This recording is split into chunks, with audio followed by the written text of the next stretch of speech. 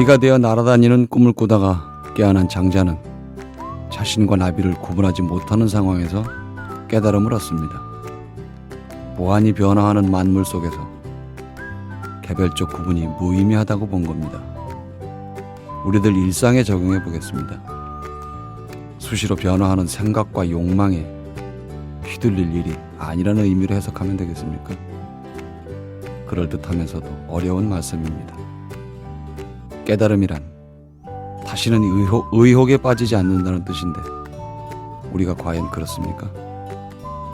번민과 친해지는 게 외려 쉬운 길이란 생각까지 해보는 아침입니다.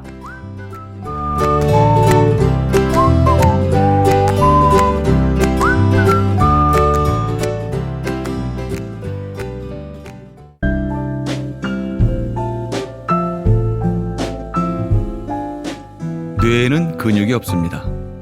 최근 섹시한 뇌를 위한 체육관 국민라디오 전영관의 30분 책 읽기.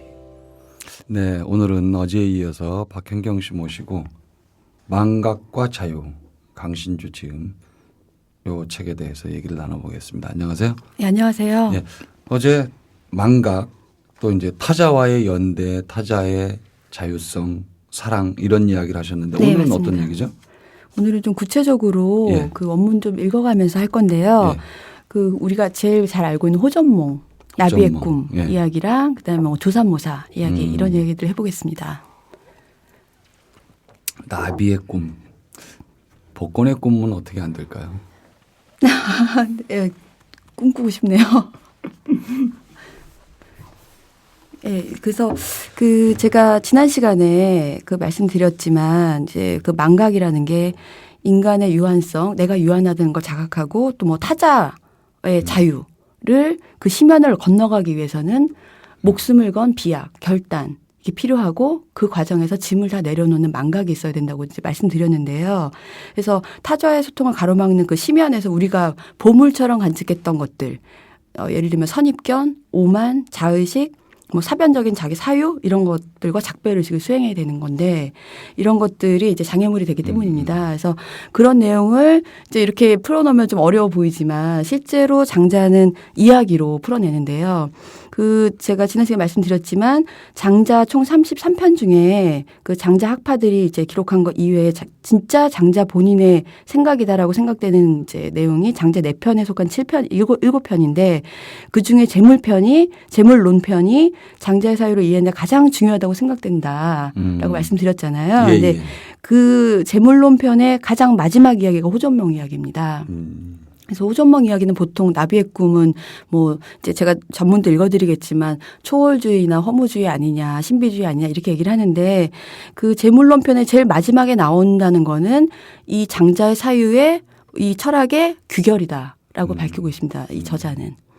그러면 제가 그 재물론 편의 결론 지는 그 나비 꿈 호전몽 이야기의 전문 한번 읽어드리겠습니다. 예. 옛날 장주가 꿈속에서 나비가 되었는데 훨훨 나는 나비였다. 스스로는 유쾌하게 느꼈지만 자신이 장주라는 것을 알지는 못했다. 갑자기 깨어나서 보니 확연히 장주였다. 장주가 꿈속에서 나비가 된 것인지 아니면 나비가 꿈속에서 장주가 된 것인지 알지 못하지만 장주와 나비 사이에는 반드시 구분이 있을 것이니 이것을 외물과 함께하는 변화라고 한다. 외물. 일단 어렵습니다. 네, 그 우리가 보통 알고 있는 거는 네. 꿈에서는 뭐 나비였는데 깨어보니 장자였고 장주였고 뭐 구분이 안 된다까지만 알고 있잖아요. 그렇죠. 이 마지막 구절이 있더라고요. 네. 실제 전문에는. 그래서 그 보통은 우리가 이 얘기를 그 나비와 장자 사이의 그 대조, 드라마틱한 대조 때문에 이거는 상대주의다, 회의주의다라고 생각을 하는데 그렇지 않다라고 얘기를 하고요. 그 이유는 이제 여기서 보면 전문에서 아까 제가 읽어드렸듯이 장주와 나비 사이에는 반드시 구분이 있다라는 내용이거든요. 네. 이 내용은 내가 꿈속에서 그 타자와 어떤 타자를 만났느냐, 어떤 그 환경에 있냐에 따라서 나비가 되어야 할 때 나비가 되어야 하고 장주가 되어야 할 때 장주가 될 수 있는 생성의 긍정이라는 겁니다. 굉장히 능동적이고 이렇게 뭐라 그럴까요? 경계가 없는 존재가 되는 거네요. 그러면. 예, 그런 걸 이제 예. 내가 나비인지 아니면 장자인지 알지 못하는 상태를 여기 책에서 꾸준히 얘기하는 이제 철학적인 개념인데요. 판단 중지의 테마입니다. 내가 누구인지를 결정할 수 없는 거예요. 이제 여기서 그 또 좀 어려워서 제가 말씀 안 드렸었는데 도추라는 개념이거든요. 이제 도추가 도의 지돌인데 문을 열 때 회전축 있잖아요. 그거는 열 수도 있고 닫을 수도 있고 내지는 또 태풍의 눈처럼 밖에는 막 태풍이 몰아치는데 안에는 고요한 망각 같은 그런 부분이 같이 공유하고 있는 어느 쪽으로 갈 수 있는 거는 타자와의 관계에 의해서만 결정된다는 거예요. 그래서 나비가 되어야 할 때 나비가 되어야 하고 그 구분이 있어야 되는데 그거를 알지 못한 상태와 나비와 장주가 같은 그 동일한 상태, 동일성 있는 상태, 도추인 상태가 양행이라는 겁니다. 두 개가 동시에 이루어져야 된다고 얘기합니다. 조금 어렵죠. 예, 어렵기도 한데 저는 문득 또 이제 걱정스러운 게 그런 개념들을 알면 정확히 알았다 하더라도 네. 그거를 자기를 개발한다거나 자기의 어떤 문제가 됐던 것들 그런 걸 내려놓는 도구로 쓰면 좋은데 우리는 흔히 그걸 자기를 변호하는 도구로 써요. 나를 변화시키는 도구로 써야 되는데 네. 나를 변호하는 도구로 쓴다는 변호하는 도구요. 거예요. 예. 지금 말씀하신 각 개인의 사변적인 철학. 네. 사실은 사변이란 말도 어찌 보면 그 말을 한 사람의 편견일 수도 있어요. 각 개개인은 자기가 살아온 인생에 따른 자기 철학보다 중요한 건 없거든요. 네. 근데 그거를 사변적이라고 개인의 사변적인 철학이라고 하는 것도 저는 좀 이건 심하지 않나. 나도 내 나름의 생각이 있고 내가 그동안 살아오면서 겪은 것들.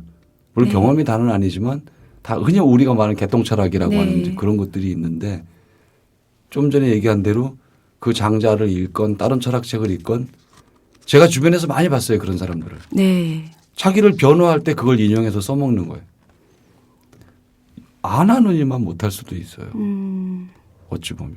네. 그래서 청취자 여러분들도 그거는 좀 생각을 해 두시는 게 이것이 나를 변화시키고 나를 개혁시키는 도구이고 지침이어야지 상대를 공격하거나 상대의 공격으로부터 나를 방어하고 변호하는 수단이 되면 안 된다. 네. 이건 오용되는 거다 철학이. 네. 그런 생각을 합니다. 네.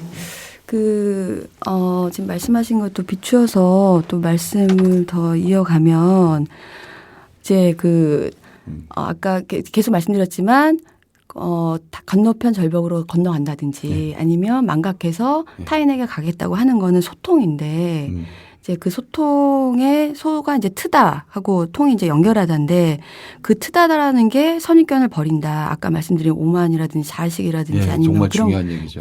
그런 거거든요. 그래서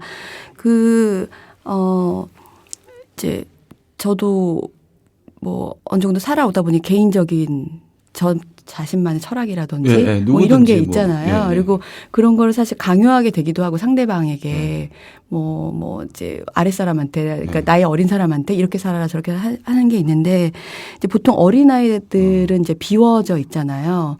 그래서 자신만의 세계를 또 구축하려고 이제 노력하겠지만 어떤 얘기를 하든지 간에 비어있는 상태로 그 사람을 투명하게 비추면서 이제 듣는 걸 이제 제가 느끼거든요.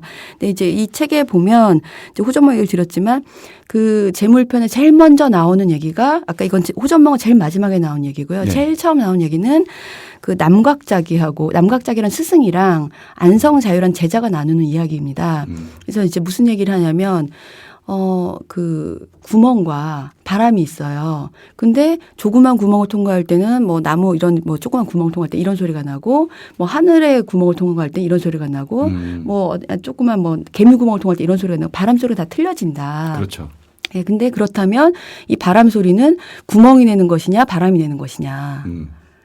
라고 이제 묻습니다. 근데 이제 제자는 잘 이해하지 못하고 뭐 다른 얘기를 하는데 결국 이 남각자기가 하고 싶었던 이야기는 이거는 바람이 내는 것도 아니고 구멍이 내는 것도 아니고 두 개가 만나서 그때그때 다른 소리가 난다는 거예요. 근데 만약에 내가 나 자신을 비우지 않고 내 자의식이나 어떤 선입견이나 온갖 그런 오만함으로 가득 차서 상대방과 조응할 때는 그런 상대방과 적절한 바람소리, 그때그때 맞는 바람소리를 내지 못한다는 거거든요. 그래서 제가 이제 가끔 연로하시거나 아니면 어떤 굉장히 높은 그런 그 업적을 쌓으신 분들의 얘기를 할 때는 답답함을 느낄 때가 있는데 전혀 이렇게 얘기했을 때 벽처럼 돌아오는 느낌이 예, 드는 도저히 경우 얘기가 대화가 안 되는. 대화가 안 예, 되고 예, 예. 이런 얘기를 드려도 그분은 자기 나름의 딱 벽을 쌓고 계셔서 도저히 소통이 안 된다. 정말 트지 못하는 예. 연결되지는 못하 터야지 연결되는 그런 느낌을 이제 받을 때가 꽤 있거든요. 음. 근데 그건 이제 나이랑 상관없이 뭐 젊건 늙건 간에 자기가 어떻게 자기 자신을 방비했느냐 아니면은 텄느냐인 것 같습니다. 그래서 저는 이제 그런 분들 보면서 아 그렇게 살지 말아야 되겠다라고 꾸준히 그런 생각을 하고 분들의 그런 있는데 벽을 허문다고는 하면 좀 그렇지만 그 닫힌 문을 열 수 있는 가장 좋은 방법은 제가 봐선 칭찬이에요. 아, 네. 일단 칭찬을 하면 네. 그분이 문을 열고 자기 세계로 나를 초대합니다. 좀 칭찬했으니까. 어른한테도 칭찬을 한다는 게 아니죠. 충분히 아 선생님 그렇네요. 아 네 선생님 말씀 맞아요. 맞장구를 뭐 네. 이런 식으로 네. 말씀하시는 그러면 초대 자기 세계로 초대를 해요. 그 자기 세계에 그 사람의 세계에 일단 들어가야 네. 뭘 해도 할 수 있는 것이지 문이 안 열린 상태에서는 방법이 없어요. 그래서 이제 문을 열고 들어갔거든요.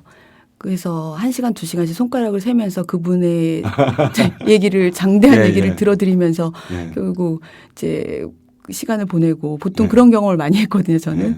들어갔지만 소통은 안 되고 들어간 도저히 거죠. 들어가서 오히려 손해 나는 경우. 네, 그리고 이제 그분들 같은 경우에는 이제 제가 계속 열심히 들어드리니까 네. 계속 저를 찾으시는 거예요. 얘기할 좀 사람. 재밌잖아요. 좋고 맞장구 쳐주고 네. 그러면. 네. 그러면 저는 불행하잖아요. 근데 그러다 보면 조금 그 사람도 더 마음이 이렇게 연해져 가지고 네. 몇 번 그런 관계를 가진 다음에 얘기를 하고 아 선생님 근데 요거는 요런 게 있습니다 하면 예전 같으면 무슨 소리야라고 했겠지만 어느 정도 그렇게 그 사람의 세계로 여러 번 들어가다 나왔다 그러면 그래? 라고 호기심을 가질 수도 있어요. 네. 그래서 그렇게 진짜 목숨을 건 아까 그 도약 예. 이라면 그렇게 하겠는데 그게 계속 불행하고 낭떠러져 떨어지는 경험을 계속 하게 되는 많이 거예요. 힘드셨구나. 네, 그런 이제 경험을 많이 하면 또 제가 책 출판 쪽에 있을 때 있으면 저자분들 중에 워낙 그 완고한 세계를 쌓으신 분들 자기만의 엄청난 업적이시죠. 근데 그런 분들이 아닐 때는 굉장한 희열을 느낄 때도 있어요. 아, 내가 이런 알지 못했던 세계를 그 저자로부터 직접 듣는구나. 너무나 놀랍다. 그리고 막 그 소름 돋는 느낌도 있지만 어떤 분들은 이제 언제까지 손가락 세면서 계속 침묵해야 되고 참아야 될까 이런 이제 양극단 기쁨과 슬픔이 오가는 장자가 말한 그 심연에 빠질 때가 있거든요. 그래서 만약에 그렇지 않다면 본인이 그 성을 쌓지 않고 남들에게 열려만 있다면 그분들은 훨씬 더 도약할 수 있지 않을까 지금보다도 그런 생각이 가끔은 듭니다. 그렇게 또 열려 있는 분들이 계세요. 있습니다. 예, 그런 예. 분들 만나면 정말 짜릿한 느낌을 받거든요. 뭐 일을 떠나서 그 일하는 즐거움 정말 그 자체 놀고 만남 있구나. 자체로도 굉장히 그렇습니다. 감명을 받잖아요. 네. 드물어서 그렇죠 뭐. 예, 저도 수양이 부족한 것도 있고요. 더 참고 예민하셔서 그래요. 네, 그렇습니다. 그래서 이제 제가 호전봉을 말씀드렸는데요. 네. 그래서 이거는 이제 재물론편을 결론 짓는 내용인데 비슷한 내용이 또 하나가 있는데 되게 전 재밌게 읽었는데 송나라 상인 얘기입니다. 네. 이 송나라 상인이 모자를 이제 송나라에서 팔다가 월나라로 가서 팔아야 되겠다. 네. 그래서 월나라로 모자를 잔뜩 사가지고 간 거예요. 근데 막상 갔더니 거기 사람들은 머리를 짧게 깎고 다 문신을 하고 있는 거예요. 머리에. 그게 유행인 거예요. 그러면 그 모자 장수는 너무 아찔한 경험을 했을 그렇죠. 거 아니에요. 팔을 수가 없는 예, 상황이죠. 그 순간. 예, 네. 그겁니다. 그게 이 아찔한 상태는 판단 중지 아까 제가 말씀드린 판단 중지 예. 테마인데 내가 상인인지 아닌지를 모르는 거예요. 상인일 수도 있고 아닐 수도 있거든요. 네. 물건을 팔면 상인인데 팔 수 없는 상황이고 모자는 가지고 있고. 그래서 이 상인은 그럼 그 모자를 어떻게 했을까요? 그건 이제 그 이후의 상황이지만 그리고 월나라로 갔다는 거는 문화권을 넘어서서 타자성의 테마로 들어갔다는 겁니다. 이제 송나라 같은 경우에는 이미 문화가 훨씬 이제 그 발전을 해서 후퇴하고 있는 문화가 만개한 나라였고 월나라는 이제 막 신생된 나라였기 때문에 문화가 완전 틀렸거든요. 그 상황에서 그런 보통 사람들은 이 송나라 상인은 참 안타깝다. 바보 같은 어리석다. 왜 미리 그 월나라 상황을 시장 조사를 알아보고 좀 하고. 예. 그렇게 우리는 전문을 읽기 때문에 그렇게 느끼겠지만 그런 거는 신의 경지라는 거죠. 우리는 두 상황을 다 알고 있으니까 옛 사람이 어리석다고 생각하지만 사실은 이 송나라 상인은 보통 사람들 한 가지 경험만 알고 그다음에 타자를 만나잖아요. 그럴 때 그 아찔한 경험은 어리석은 게 아니라 어떻게 보면 즐거움일 수도 있다는 겁니다. 그 상황에서 다른 충격적이고 망하게 생겼는데. 다른 상황이 생길 수도 있는 예, 거죠. 다른 예, 상황을 예. 모색하겠죠. 그래서 그 내용이 또 조산모사 제가 이제 말씀드리려고 하는데요. 조산모사 이야기는 다 아시겠지만 그 원숭이에게 예, 먹여주는 이야기거든요. 그것도 전문 한번 읽어드리겠습니다. 네. 원숭이 키우는 사람이 원숭이들에게 도토리를 주면서 아침에 셋 저녁에 넷 주겠다고 했다. 원숭이들이 모두 성을 냈다. 그러자 그 사람은 그러면 아침에 넷 저녁에 셋을 주겠다고 했다. 원숭이들이 모두 기뻐했다. 명목이나 실질에 아무런 차이가 없는데도 원숭이들은 성을 내다가 기뻐했다. 그 원숭이 키우는 사람도 있는 그대로를 따랐을 뿐이다. 그러므로 성인은 옳고 그름으로써 대립을 조화시키고 천균에 편안해한다. 이를 일러 양행이라고 한다. 입니다. 보통은 이제 성을 내다 기뻐했다까지만 알고 있잖아요. 그래서 저도 학교 다닐 때 이 내용을 이제 그 배우면서 그 선생님께서 뭐라고 그러셨냐면 그 지혜로운 사람이 어리석은 자를 조롱하는 내용이다라고 저도 이렇게 배웠거든요. 근데 실제 지금 이 강신주 선생의 얘기는 그렇지 않다. 장자는 그런 얘기를 하려고 했던 게 아니다라고 뒷부분까지 이제 있는 겁니다. 이게 지금 아까 말씀드린 송나라 상인처럼 이제 여기 백남준 씨 얘기도 나오지만요. 뭐 책을 읽어보시면 아시겠지만 이 원숭이에게 먹여주는 사람은 이 원숭이들을 조롱하려고 했던 게 아니라 원숭이를 사랑하는 사람인 거예요. 그래서 내가 아침에 3개 주고 저녁에 자기 전에 많이 주면 원숭이들이 기뻐할 거야 라는 이제 선입견을 가지고 난 나름대로 잘해주려고 했는데 원숭이들이 화를 내는 순간 아찔한 경험에 빠지는 거예요. 송나라 상인처럼. 상인도 아닌 것이 상인인 것이 이런 것처럼 나는 얘를 좋아해서 이렇게 했는데 아찔한 현기증에 빠지면서 일종의 무지 상태가 오는 거예요. 그럼 어떻게 해야 되지?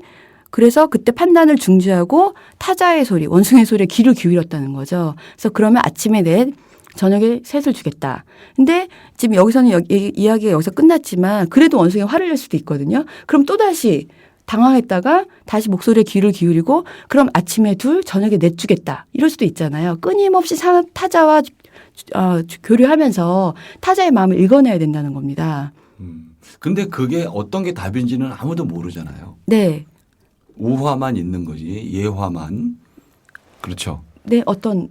그 원숭이에 대한 이야기만 있는 것이지. 네. 그거에 대해서 정확한 원전의 해설이 다 있는 건 아니잖아요. 그래서 여기 이제 그 설명을 해놨는데 그렇죠. 해설은 없습니다. 이제 네. 강신주 선생이 이제 해설을 해놓은 건데요. 네.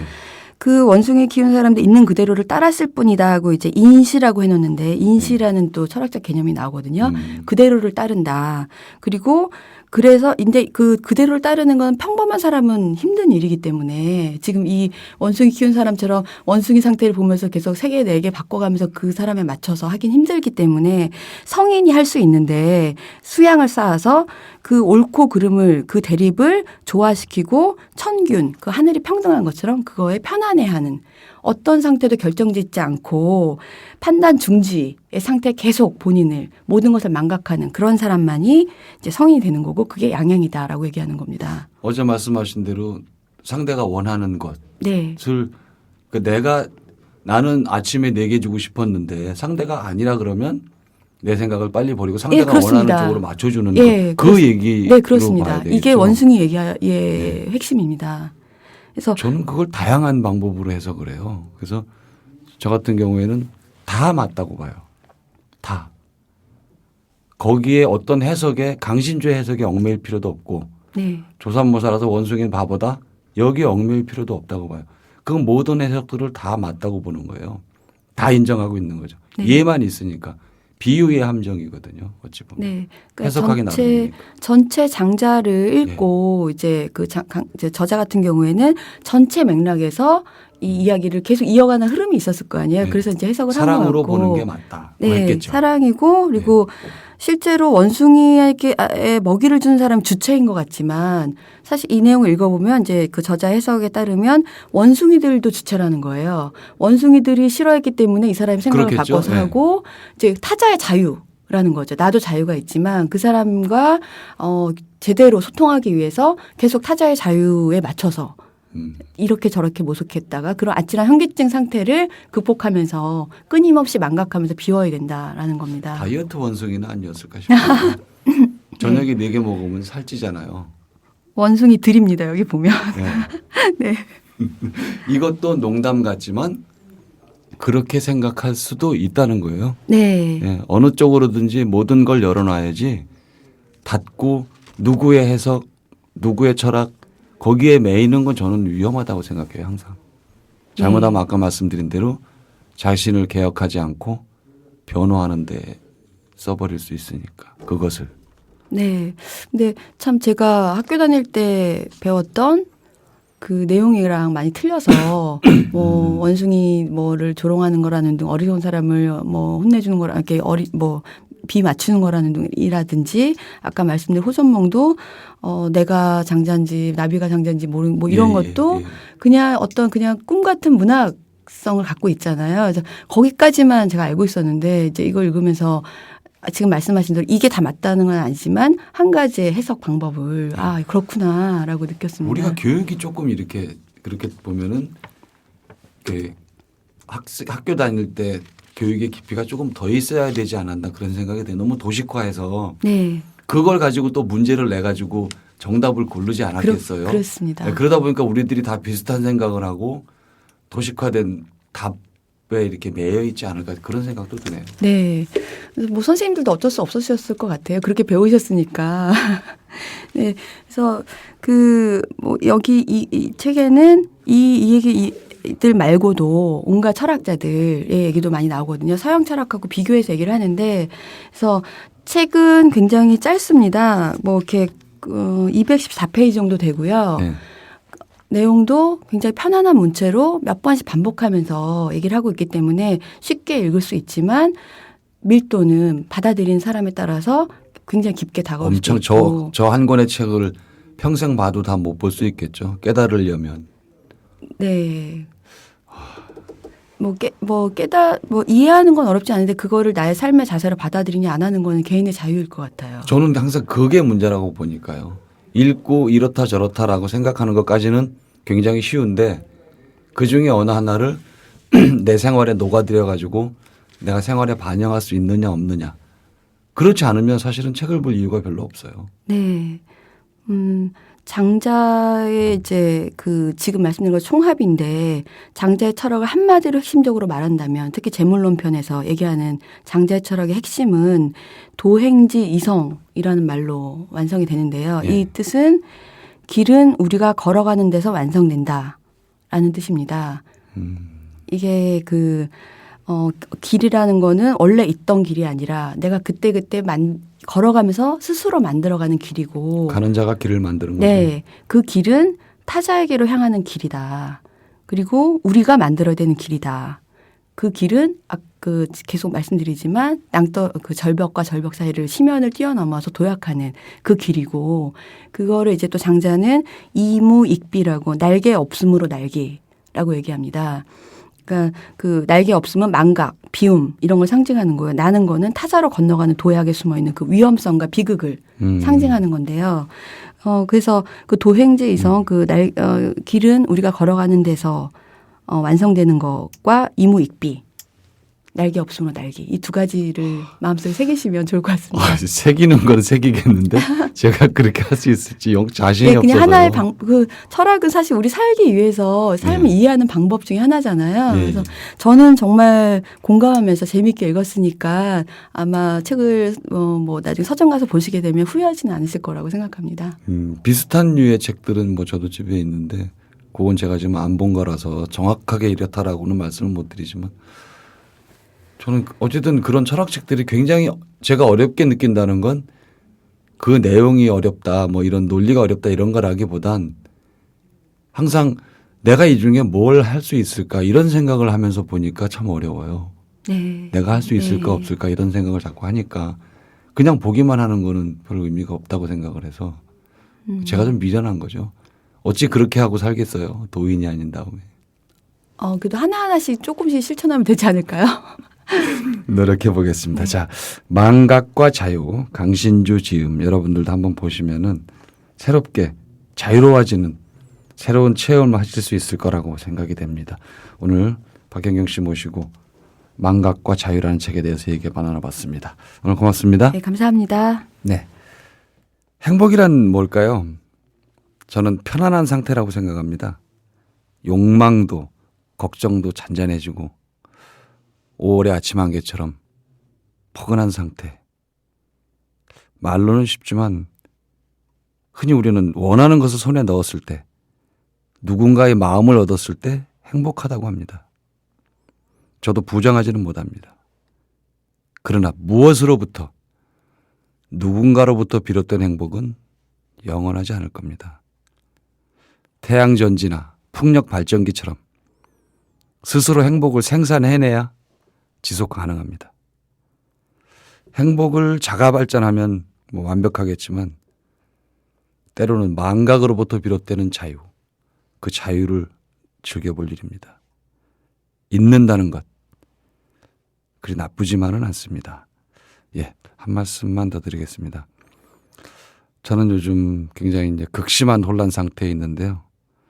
평소에 제가 이렇게 선량한 사람이라고 믿었던 지인들, 그런 여러 사람들이 세월호 참사에 대해서 아주 극단적이거나 냉소적인 태도를 보입니다.